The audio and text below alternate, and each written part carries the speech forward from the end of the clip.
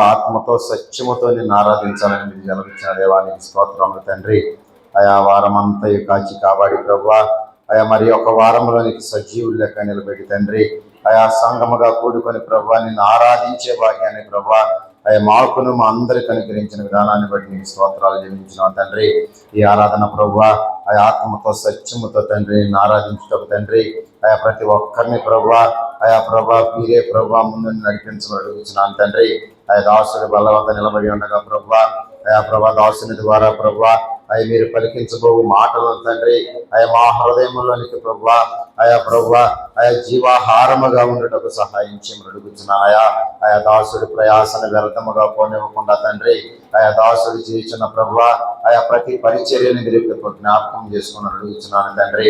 ఆయా వారి రాకపోకలు ఎందు తండ్రి ఆయా నీ కాపుదలను గ్రహించి ప్రభా ఆయా దినదినం ప్రభా దాసుడు వచ్చి చూడగా తండ్రి ఆయా ప్రభా మేము ప్రభుని ఆయా వదిలిపెట్టి వారిలాగా ఉంటున్నాం, మేము దయతో క్షమించమని అడుగుతున్నాను తండ్రి.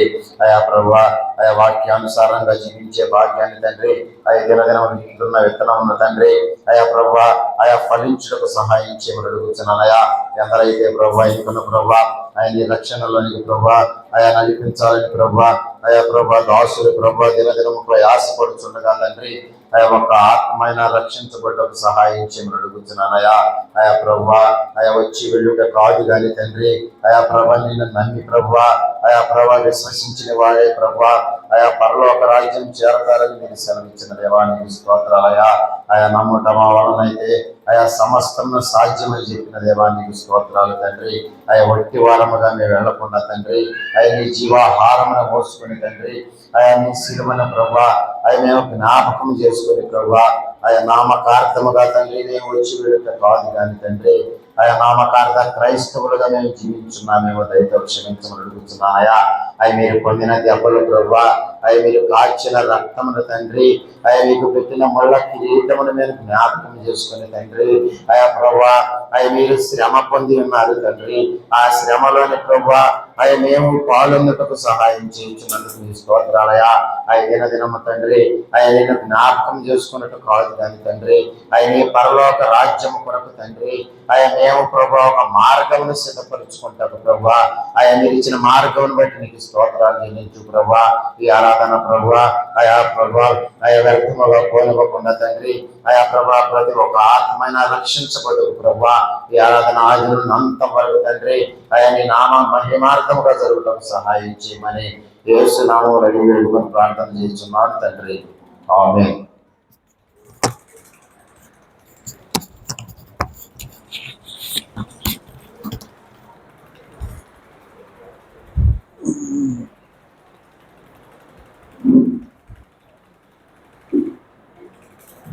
కూర్చొని వచ్చిన మీ అందరికీ మన ప్రభువును రక్షకుడైన యేసుక్రీస్తు దివ్య నామములో మీ అందరికీ నా హృదయపూర్వకమైన వందనాలు. దేవుని వాక్యమును కొద్దిసేపు మనం ధ్యానం చేసుకుందాం. దేవుని వాక్యమును ఒక అరగంట ధ్యానం చేద్దాం. పరిశుద్ధ గ్రంథము నుంచి ఆదికాండము 15వ అధ్యాయము మొదటి వాక్యమును మనము ధ్యానం చేసుకుందాం. ఇవి జరిగిన తర్వాత యెహోవా వాక్యము అబ్రహామునకు దర్శనమునందు వచ్చి, అబ్రామా భయపడకుము, నేను నీకు కేడము, నీ బహుమానము అత్యధికమగునని చెప్పెను. చాలండి. శ్రేష్టమైనటువంటి ఈ వాక్యమును నేడు మనము ధ్యానం చేద్దాం. ప్రతి ఒక్కరు కూడా మనసులోని దేవుని వాక్యం మీద పెట్టాలని మరొకసారి మనం చేస్తున్నాం.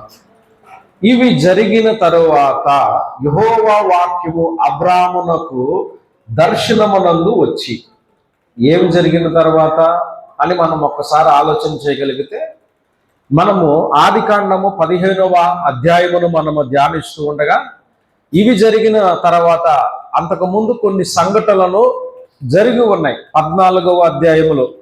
ఆ విషయాలను గురించినటువంటి వివరణ కొంత ఇక్కడ మనకు కనపడుతున్నట్లుగా చూడగలుగుతున్నాం.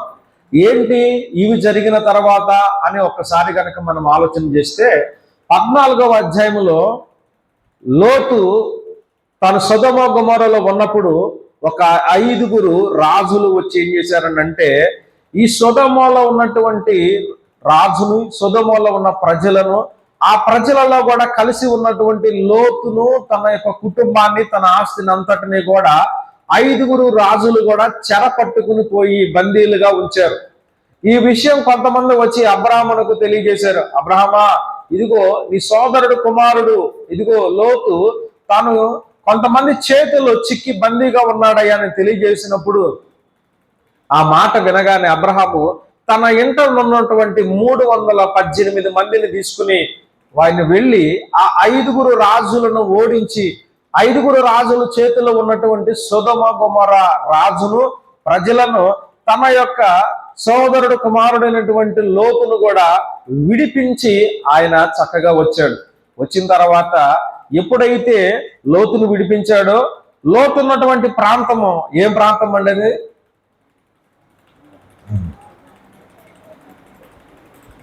కొద్దిసేపు అయితే భోజనం చేస్తాం. చేసే ముందే దిగాలుగా కూర్చుంటే నాకు కూడా దేవునికి స్తోత్రం కలుగును గాక. హల్లెలూయా. సొదొమ గొమొర్రా, అంతేనా? ఆ సొదొమ గొమొర్రా రాజు వచ్చి ఏం చేశాడంటే, అయ్యా అబ్రహాం గారు, మమ్మల్ని వాళ్ళు బందీలుగా చేసుకున్నారండి, మమ్మల్ని విడిపించావు కదా వాళ్ళ చేతిలో నుంచి అని చాలా డబ్బులంతా కూడా, ధనమును అంతా కూడా తీసుకొచ్చి అబ్రహాం ముందు పెట్టాడు. అబ్రహాం గారు మీరు తీసుకెళ్ళిపోండి ఇదంతా కూడా అని అబ్రహాం అంటే, అబ్రహాం గారు అన్నాడు, అయ్యా నాకు ఏ అవసరం లేదులే కానీ నేను వెళ్తున్నాను, అది నీ దగ్గరే ఉంచుకో, నాకు అవసరం లేదు, నాకు నా దేవుడు నాకున్నాడు, నాకు చాలయ్యా, ఆయన నాకు కావలసినంత ఇస్తాడు, అడిగితే ఇచ్చే దేవుడు నాకుండగా నీది అవసరం లేదు నాకు అని చెప్పి ఆయన తనకి ఏ డబ్బు బంగారం తీసుకోకుండా బయలుదేరుతూ ఉంటే అక్కడ ఇంకొక రాజు వచ్చాడు. షాలేము రాజు అయినటువంటి మెల్కీసెదెకు వచ్చాడు. మెల్కీసెదెకు వచ్చి అబ్రహామునకు రొట్టె ద్రాక్ష రసం ఇచ్చినప్పుడు ఆయన రొట్టె ద్రాక్ష రసం తీసుకుని ఆ యొక్క మెల్కీసెదెకు దశమ భాగాన్ని అబ్రహాం ఇచ్చినట్టుగా చూస్తున్నాం. ఇది జరిగినటువంటి సంగతులు. మీకు అర్థమవుతుందా? దేవునికి స్తోత్రం కలుగును గాక. హల్లెలూయా. ఇవి జరిగిన తర్వాత ఏం జరిగినాయి? లోతుని, సొదొమ గొమొర్రా ప్రజలని, సొదొమ గొమొర్రా రాజుని 5గురు రాజులు బందీలుగా చేసుకున్నారు. బందీలుగా చేసుకున్నప్పుడు అబ్రహాము తన దగ్గర ఉన్న 318 మందితో 5గురు రాజులతో కూడా యుద్ధం చేసి వారి చేతిలో ఉన్నటువంటి రాజును, సొదొమ గొమొర్రా రాజును, తన తమ్ముడైనటువంటి లోతును ఆయన విడిపించుకుని వచ్చాడు. అయితే ఆ సొదొమ గొమొర్రా రాజు లోతు ఉంటున్నటువంటి ఊరు రాజు అయినటువంటి వచ్చి డబ్బులంతా ఇస్తానన్నా కూడా తీసుకోలేదు, ఆయన చక్కగా వచ్చేసాడు. అయితే అవి జరిగిన తర్వాత యెహోవా వాక్యము అబ్రామునకు దర్శనమునందు వచ్చి, అబ్రామా భయపడకము, ఏంటంటండి? భయపడకము అని మొదటి వాక్యం చెప్పాడు.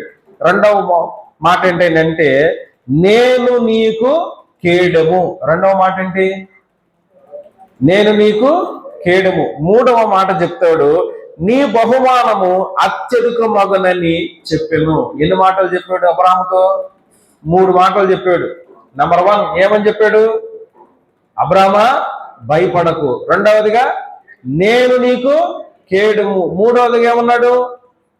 నీ బహుమానము అత్యధికమవుతుందని దేవాతి దేవుడు ఈ 3 మాటల ద్వారా దేవుని వాక్యమునందు దర్శనపూర్వకంగా అబ్రహాముతో చెప్పాడు. గమనించండి, ఈ రోజుల్లో మన చేతుల్లోనంటే మరి బైబిల్ ఉంది చదువుకోవడానికి. మరి అబ్రహాం ఉన్నటువంటి సంవత్సరాలు చూడగలిగితే యేసు ప్రభు వారు వచ్చే 2026 సంవత్సరాలను మనం కాలాన్ని లెక్కిస్తున్నాం. ఆయనకు ముందు ఇంకొక 2.5 సంవత్సరాలు, అంటే ఎన్ని సంవత్సరాలు? సుమారు ఇంచుమించు 4000 సంవత్సరాలకు పై మాటే. ఆ కాలంలో వాక్యం ఉందంటారా? మన దగ్గర ఉన్న బైబిల్ ఉందా? లేదు. దేవుడే తన వాక్యము ద్వారా మాట్లాడేవాడు. 4వ వాక్యంలో కూడా ఉంటది. ఈ 15వ అధ్యాయం 4వ వాక్యంలో కూడా యెహోవా వాక్యం అతని వద్దకు వచ్చి, దేవుడు కలల ద్వారా, స్వప్నాల ద్వారా మాట్లాడేవాడు. ఆ వాక్యమే ఎవరై ఉన్నారని యోహాను సువార్తలో చెప్పబడింది. ఆ వాక్యము దేవుడై ఉన్నాడు అని చెప్పబడింది. యేసుక్రీస్తు ప్రభువారు ఆయన మాట్లాడేవాడు భక్తులతో. ఏమని మాట్లాడాడు? అబ్రహాముతో 3 మాటలు మాట్లాడాడు. ఆ 3 మాటలు ఈ పూట మనం ధ్యానం చేద్దాం. నంబర్ 1, అబ్రహాముతో దేవుడు మాట్లాడిన మాట, అబ్రహామా భయపడకు. ఎందుకు దేవుడు అబ్రహాముని భయపడద్దని చెప్పాడు? అబ్రహాముకి ఏం లోటు ఉంది అక్కడ? లోటు ఏమి లేదు, కానీ అబ్రహాముకు కూడా భయం వచ్చింది. అక్కడ బాధపడతా ఉన్నాడు, భయము ఆందోళనకు గురి చెందుతా ఉంటే దేవుడు వెంటనే, హృదయ రహస్యములు ఎరిగిన దేవుడు, ప్రతి ఒక్కరిని కూడా చూస్తున్నటువంటి దేవుడు, అబ్రహాము భయముతో ఉన్నాడన్న సంగతిని గుర్తెరిగి అబ్రహామును ధైర్యపరచడానికి వచ్చినటువంటి ఆ గొప్ప దేవుడు మాట్లాడుతున్నాడు, అబ్రహామా నువ్వు భయపడకు. ఎందుకు అబ్రహాం భయపడుతున్నాడు? అబ్రహాము తన ఇంటగా ఉన్నటువంటి 318 మందిని తీసుకువెళ్ళి 5 రాజులతో యుద్ధం చేసి వారిని ఓడించిన తర్వాత మరలా ఆ 5 రాజులు నా మీదకి ఏదైనా దండెత్తి వస్తారేమో అని అబ్రహాం భయపడతా ఉన్నాడు. ప్రతి ఒక్కరి హృదయంలో కూడా భయము, ఆందోళన మనందరి జీవితాల్లో కూడా ఉంటది. కారణం ఏంటంటే అబ్రహాముకేమి ఇప్పుడు 5 రాజులు ఎక్కడ వచ్చి నా మీద పడతాడేమో అని భయం ఉంది. ఓడించి వచ్చాడు, కానీ మరలా ఏమైనా నా మీదకు దాడి చేస్తారేమో అని అబ్రహాము భయపడతా ఉంటే దేవుడు వెంటనే స్పందిస్తున్నాడు, అబ్రహామా నువ్వు భయపడాల్సిన పనేమీ లేదు. దేవుని బిడ్డలారా గమనించండి, బైబిల్లో భయపడకుము అనేటువంటి మాట ఎన్నిసార్లు రాయబడి ఉంది? 366 సార్లు. సంవత్సరానికి ఎన్ని రోజులు? 65 రోజులే. మరి లీప్ సంవత్సరంలో 366 రోజులు. అందుకనే బైబిల్లో లీప్ సంవత్సరంలో ఒక్క రోజున నువ్వు నేను భయపడతామేమోనని దేవాతి దేవుడు 366 సార్లు రాయించుంచాడంట, భయపడకు. ఏమాట? భయపడకు.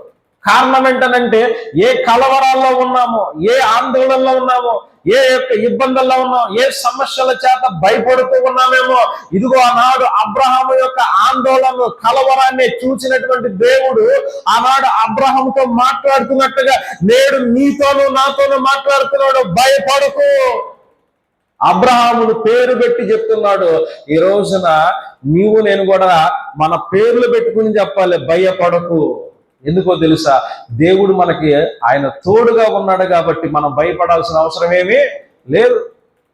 చక్కటి పాట, కష్టములో నష్టములో నా తోడు ఉన్నావు, వేదనలో ఆ వేదనలో నా చెంత ఉన్నావు, కష్టములో నష్టములో నా తోడు ఉన్నావు, వేదనలో ఆ వేదనలో నా చెంత ఉన్నావు, అడిగిన వారికి ఇచ్చేవాడవు, వెదకిన వారికి దొరికేవాడవు, అడిగిన వారికి ఇచ్చేవాడవు, వెదకిన వారికి దొరికేవాడు, తట్టిన వారికి తలుపులు తెరిచే దేవుడవు, తట్టిన వారికి తలుపులు తెరిచే దేవుడవు, దేవా దేవా నీకే స్తోత్రం, దేవా దేవా నీకే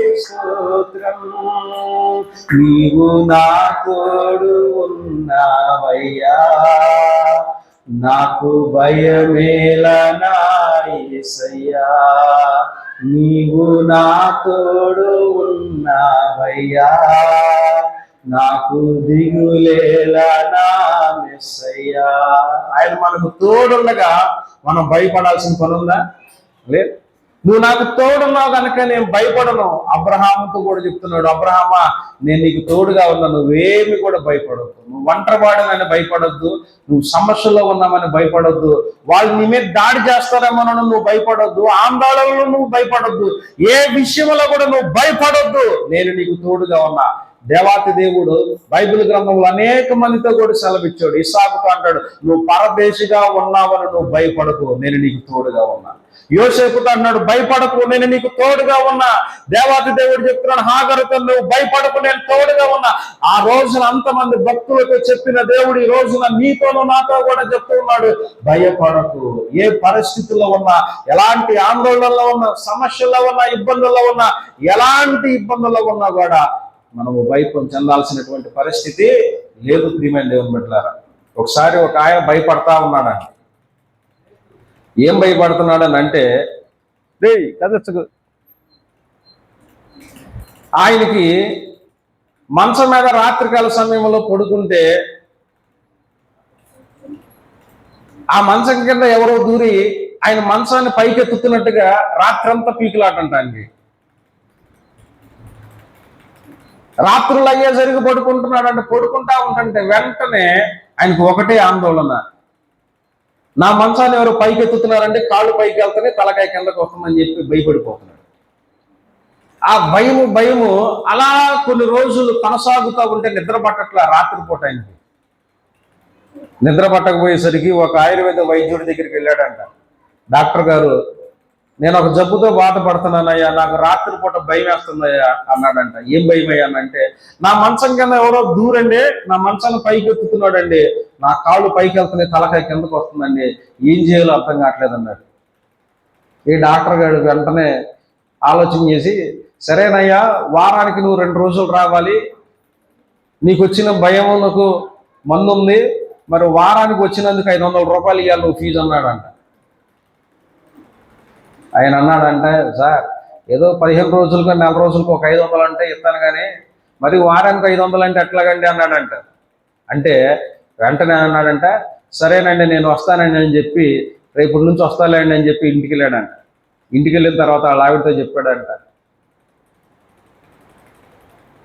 తన భార్యతో చెప్తే డాక్టర్ గారు అన్నాడు, మరి వైద్యం చేస్తానంటున్నాడు, వారానికి 500 రూపాయలు తీసుకురమ్మంటున్నాడు ఫీజు అని చెప్పాడు.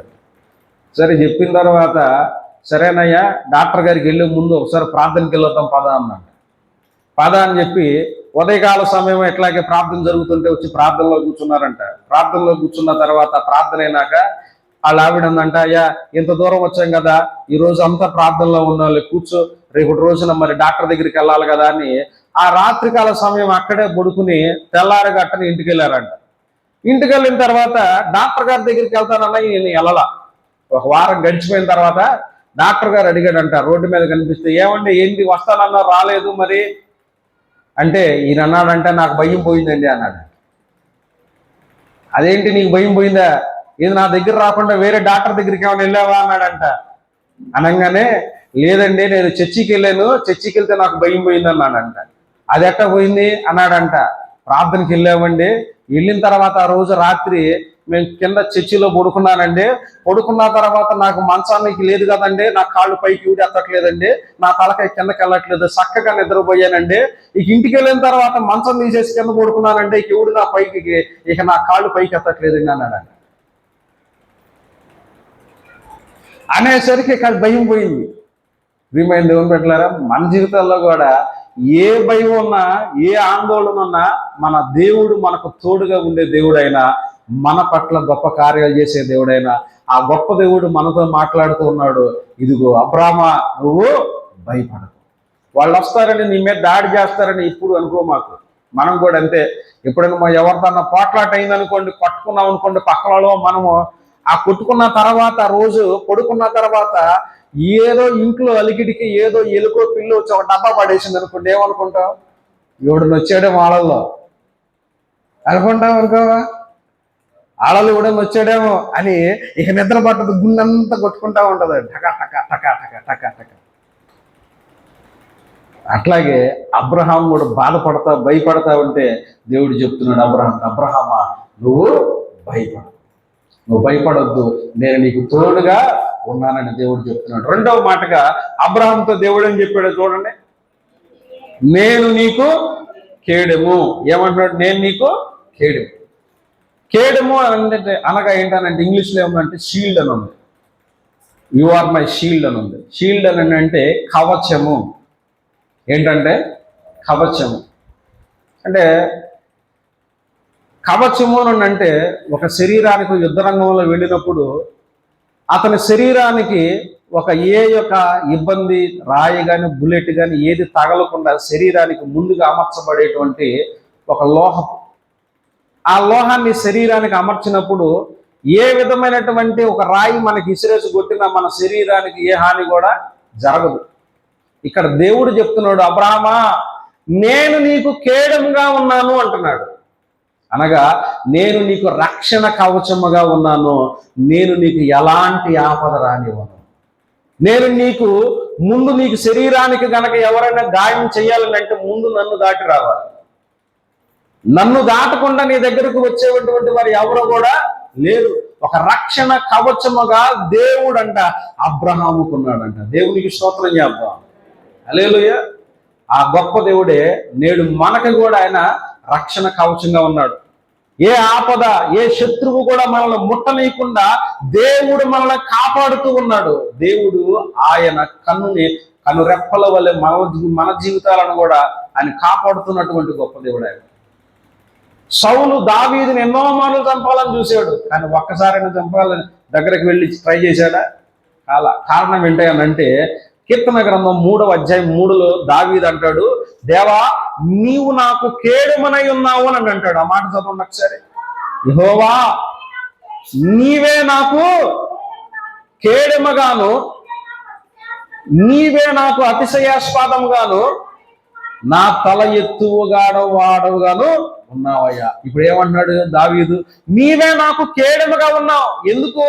సౌలు అతనిని ఎన్ని మార్లు చంపాలని చూసినా కూడా దావీదుకి ఏ హాని జరగలేదు. కారణం ఏంటంటే దావీదుకు దేవుడు కవచములాగా ఉన్నాడు, కేడెములాగా ఉన్నాడు. కాబట్టి ఏ అపాయము కూడా దావీదు దగ్గరికి రాలేదు.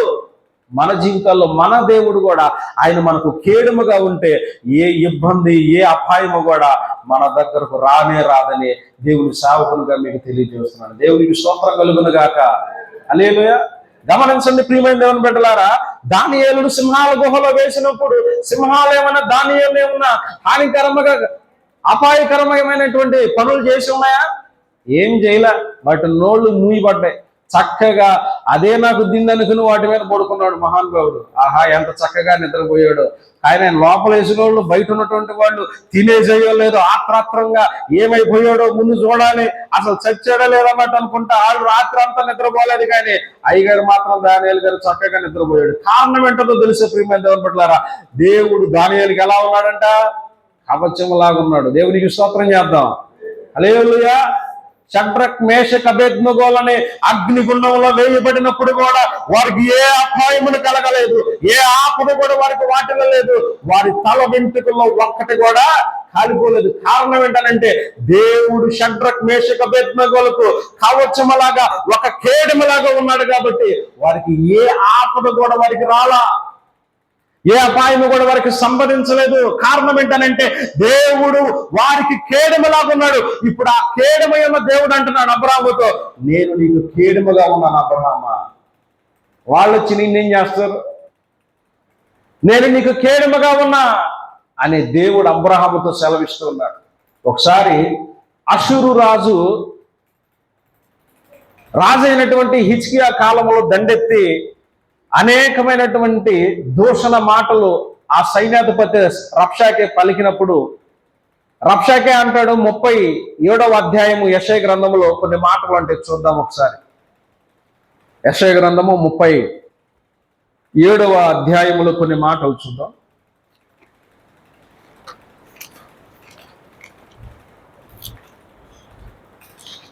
ఆయన అంటాడు 37వ అధ్యాయం 8వ వాక్యం నుండి మనం చూడగలిగితే ఆయన అలాగంటాడు. 10వ వాక్యం నుండి చూడండి. యోధా రాజుకు హిజ్కియాతో ఇలాగు చెప్పుడి, యెరూషలేము అషూరు రాజు చేతికి అప్పగింపబడినదని చెప్పి నీవు నమ్ముకొనిన నీ దేవుని చేత మోసపోకము. అషూరు రాజులు సకల దేశములను బొత్తిగా నశింపజేసిన సంగతి నీకు వినబడినది కదా, నీవు మాత్రము తప్పించుకుందువా అని ఈ రబ్షాకే హిజ్కియా రాజుతో చెప్తున్నాడు. ఓ హిజ్కియా రాజు, నువ్వు నమ్ముకున్నటువంటి దేవుడు ఏ పాటి వాడు? చుట్టుపక్కల ఉన్నటువంటి రాజులందరూ కూడా మా చేతిలో ఓడిపోయారు. వారి దేవతలు, దేవుళ్ళు అనబడిన వారు కూడా ఎవరు కూడా మమ్మల్ని ఏమీ చేయలేకపోయారు. నువ్వు నమ్ముకుంటున్న నీ దేవుడు ఏ పాటి వాడు అని ఈ యొక్క రబ్షాకే అనాలోచితమైనటువంటి మాటలు పలికాడు. వెనువెంటనే హిజ్కియా ఏం చేశాడో తెలుసా? దేవుణ్ణి ఆశ్రయించాడు. ఏం చేశాడంటే హిజ్కియా దేవుని ఆశ్రయించాడు. సామెతల గ్రంథం 30వ అధ్యాయము 5వ వాక్యంలో ఒక మాట ఉన్నది, చదవండి ఒక్కసారి. ఆయన ఆశ్రయించు వారిని ఆయన కేడము. ఎవరైతే ఆయనను ఆశ్రయిస్తారో ఆయన ఏం చేస్తాడో తెలుసా? వారికి కేడమలాగా ఉంటాడంట మన దేవుడు. ఇప్పుడు హిజ్కియా ఏం చేశాడనంటే, ఆ అషూరు రాజు ఈ సైన్యాధిపతి అయినటువంటి రబ్షాకే వీళ్ళ మీద దాడి చేసినప్పుడు వెంటనే హిజ్కియా రాజు దేవునిని ఆశ్రయించాడండి. దేవునికి స్తోత్రం కలుగును గాక. హల్లెలూయా. 37వ అధ్యాయం 1వ వాక్యములో హిజ్కియా విని తన బట్టలు చింపుకుని గోని పట్టా కట్టుకుని యెహోవా మందిరమునకు పోయి ఏడ్చి ప్రార్థన చేశాడంట. దేవా, నువ్వు తప్ప నన్ను ఎవరు విడిపించలేరు నాయన. నువ్వు కార్యము చేయకపోతే నేను అషూరు రాజు చేతిలో నుంచి విడిపించలేనయ్యా. ఎవరు కూడా నన్ను కాపాడలేరు. నా ఆశ్రయమైనటువంటి దుర్గమా నీవే, మాకు విమోచకుడివి, రక్షకుడివి నీవే అని హిజ్కియా దేవుని ఆశ్రయించాడు. ఆయన ఆశ్రయించు వారికి ఆయన ఎలాగున్నాడంట? కేడములాగున్నాడంట. వెంటనే ఎప్పుడైతే దేవుని ఆశ్రయించాడో, ఆశ్రయించిన దేవుని బట్టి ఈ రబ్షాకే ఏదో ఒక దూషణకరమైనటువంటి మాటలు పలుకుతున్నప్పటికీ కూడా ఆ గొప్ప దేవుడు కేడములాగా ఆ యోధ రాజ్యాన్ని, హిజ్కియా రాజుని ఒక కవచములాగా కాపాడాడు. దేవునికి స్తోత్రం చేద్దాం. హల్లెలూయా. ఒక్క రాత్రికే ఒక దేవదూత వారి మధ్యలోనికి వచ్చి అషూరు సైన్యం అంతటిని 185,000 మందిని హతమ చేసేస్తే తెల్లారేసరికి ఎవరైతే దూషణకరమైనటువంటి మాటలు మాట్లాడారో ఆ యొక్క అషూరు రాజు రబ్షాకే తెల్లారి చూసేసరికి సచ్చిన సవాల వెళ్ళి అందరూ పడుంటే ప్రాణాలను అరచేతుల్లో పెట్టుకుని పారిపోయారండి. దేవునికి స్తోత్రం కలుగును గాక. హల్లెలూయా. ఒక్క యుద్ధం చేయాల హిజ్కియా. యుద్ధ రంగంలోనికి కాలు మోపల చేసిందల్లా ఒకటే, దేవుని ఆశ్రయించాడు, శత్రువు పారిపోయాడు. దేవుడికి స్తోత్రం కలుగును గాక. హల్లెలూయా. అందుకనే మనము ఎలాగుండాలంటే ఆయనను ఆశ్రయించే వారముగా ఉంటే ఆయన మనకు రక్షణ కేడములాగా ఉంటాడు. శత్రువుల చేతిలో నుంచి విమోచిస్తాడు, విడుదల కలగజేస్తాడు. ఏ అపాయమును మన దగ్గరకు రానియకుండా ఆయన మనకు కాపాడే దేవుడు, మనకు కవచంలాగా మనల్ని కాపాడుతూ ఉండే దేవుడు. ఆ గొప్ప దేవుడు అంటున్నాడు ఈ యొక్క అబ్రహాముతో, నేను నీకు కేడముగా ఉన్నాను అబ్రహాము, నువ్వు భయపడకు. మూడవదిగా ఏమంటున్నాడు? నీ బహుమానము అత్యధికమగును. ఏం బహుమానం అంట? గమనించినట్లయితే ఎప్పుడైతే ఈ అబ్రహాము ఆ 5 రాజులను ఓడించినప్పుడు 5 రాజుల చేతుల్లో ఉన్నటువంటి సొదొమ రాజు కూడా విడిపించబడ్డాడు. అబ్రహాం మూలాన విడిపించబడినప్పుడు ఆ సొదొమ రాజు వచ్చి అబ్రహాముతో ఏం చేశాడో 14వ అధ్యాయము 21వ వాక్యం ఒకసారి చదువుదాం. ఆ ఆ ఆ ఆ ఆ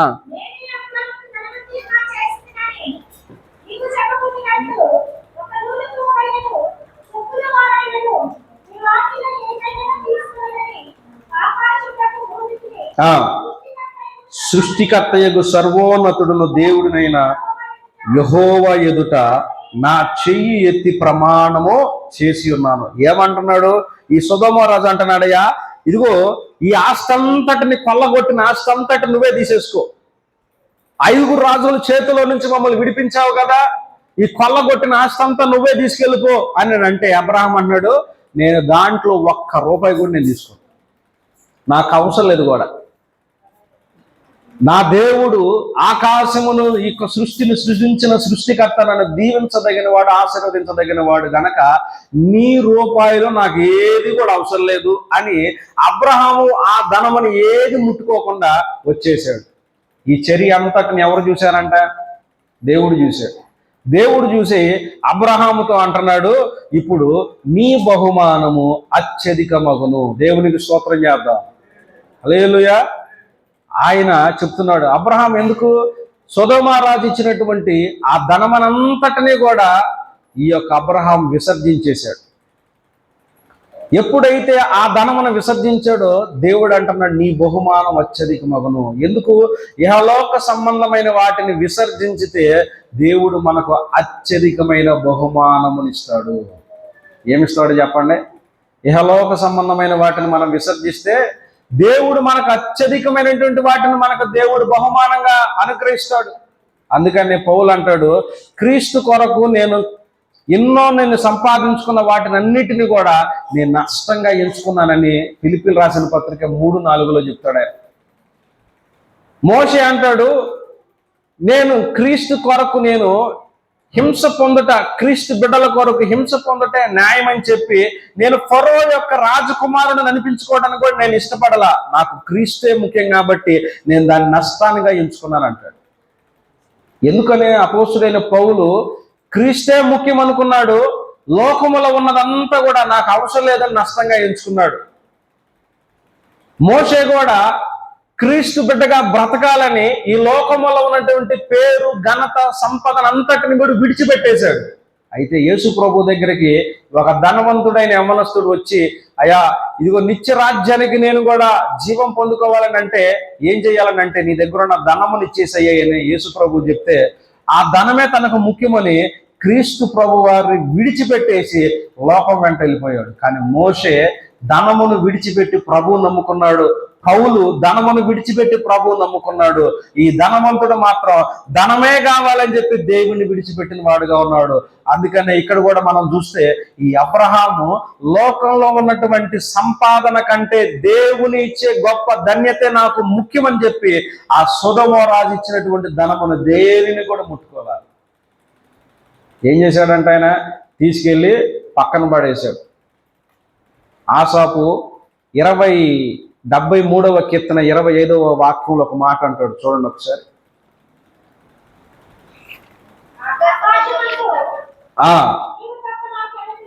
ఆకాశమందు నీవు తప్ప నాకు ఎవరున్నారు, నీవు నాకుండగా లోకములోనిది నాకు ఏది కూడా అక్కర్లేదు.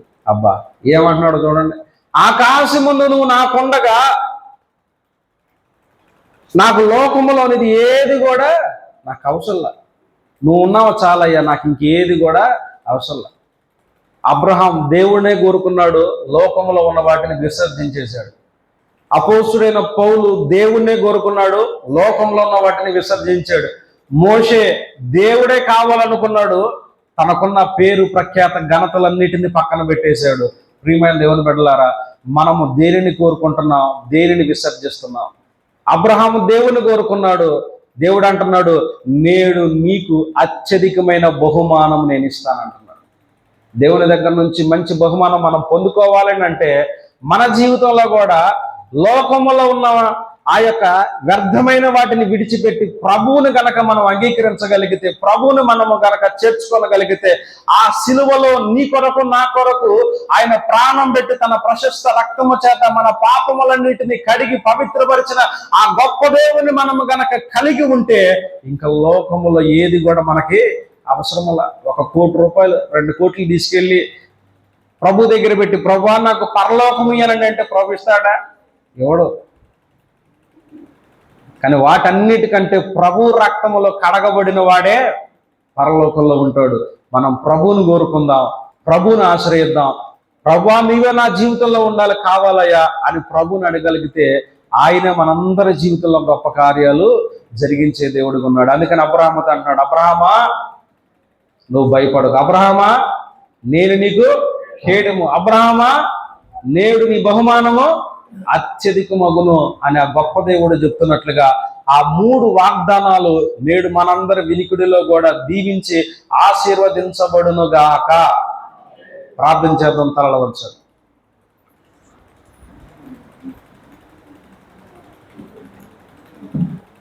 యేసు నీవే కావాలయ్యా, నాతో కూడా రావాలయ్యా. యేసు నీవే కావాలయ్యా, నాతో కూడా గనుడా నీ దివ్య సన్నిధి నన్ను ఆదుకునే నా పెన్నిది. గనుడా నీ దివ్య సన్నిధి నన్ను ఆదుకునే నా పెన్నిది. నీవే కావాలయ్యా, నీవే కావాలయ్యా, నాతో రావాలయ్యా, యేసు నీవే కావాలయ్యా, నాతో కూడా. మహాగణుడ నీకు స్తోత్రాలు, వందనాలు నాయన. మధ్యాహ్న కాల సమయంలో నీ పాద సన్నిధిలో చేరిన ప్రభా, అబ్రహాముతో ఇదిగో నా తండ్రి నీ వాక్యము ద్వారా మీరు దర్శించి, అబ్రహామా భయపడవద్దు, అబ్రహామా నేను నీకు కేడము, అబ్రహామా నీ బహుమానం అత్యధికమగునని మీరు దీవించిన రీతిగానే నా ప్రభా, ఎవరైతే ఈ స్థలంలో ఎంతమంది అయితే భయపడుతున్నారో పరిస్థితులను బట్టి, ఎవరైతే ఇంకనూ సమస్యలను బట్టి ఆందోళన చెందుతున్నారో నా తండ్రి, ఆనాడు అబ్రహాము భయపడినట్లుగా ఎవరైతే ఇంకనూ భయపడుతూ ఉన్నారో వారందరినీ కూడా ప్రభా మీరే తోడుగా ఉండమని అడుగుచున్నాను. వారి ప్రతి భయమును అంతటిని కూడా తొలగించమని అడుగుచున్నాను. ఏ భయములో ఉన్నారో ప్రభా, ఆర్థిక పరమైనటువంటి భయము, అనారోగ్యపరమైనటువంటి భయము, కుటుంబ సమస్యలైనటువంటి భయము, సమస్యలైనటువంటి భయము, ఏ భయాల చేత, చదువు అనేటువంటి భయము చేత బిడ్డలు ఎవరైతే ఉన్నారో నాయన, వారి ప్రతి భయం అంతటిని యేసు నామములో కొట్టివేయబడును గాక నాయన. నీ సన్నిధిలో ప్రార్థిస్తుండగా ఎవరైతే ఇదిగో నా తండ్రి నిన్ను ఆశ్రయిస్తున్నారో, నువ్వు వారికి కేడముగా ఉంటానన్నావు ప్రభా, వారిని రక్షిస్తానన్నావు, వారిని కాపాడుతానన్నావు ప్రభా. బిడ్డలకు ఇదిగో నా తండ్రి మాకు మీరు కేడముగా ఉండమని అడుగుచున్నాను. మా కుటుంబాలకు మీరు కేడముగా ఉండండి, మా సంఘములకు మీరు కేడముగా ఉండమని అడుగుచున్నాను ప్రభా. మీరే మమ్మల్ని కాపాడి కృపలు భద్రపరచమని అడుగుచున్నాను. ఎవరైతే ఇహలోకమును విసర్జించి నిన్ను ఆశ్రయించి నిన్నే కోరుకుంటున్నారో వారికి మీరు అత్యధికమైన బహుమానమును దయచేయమని అడుగుచున్నాను ప్రభా. నాయన ఇదిగో నా తండ్రి కూడి ఉన్న ప్రతి ఒక్కరిలో కూడా ప్రభా మీ గొప్ప కార్యములు మా అందరి జీవితంలో కూడా జరిగించి గొప్ప మేలును దయచేయమని మా రక్షకుడిని విమోచకుడు నాయన యేసుక్రీస్తు దివ్య నామములో ప్రార్థించి అడిగి వేడుకుని పొంది ఉన్నాము తండ్రి, ఆమేన్.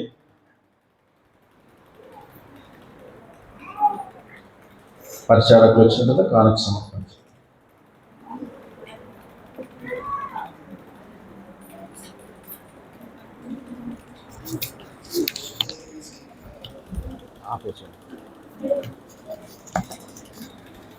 సురేష్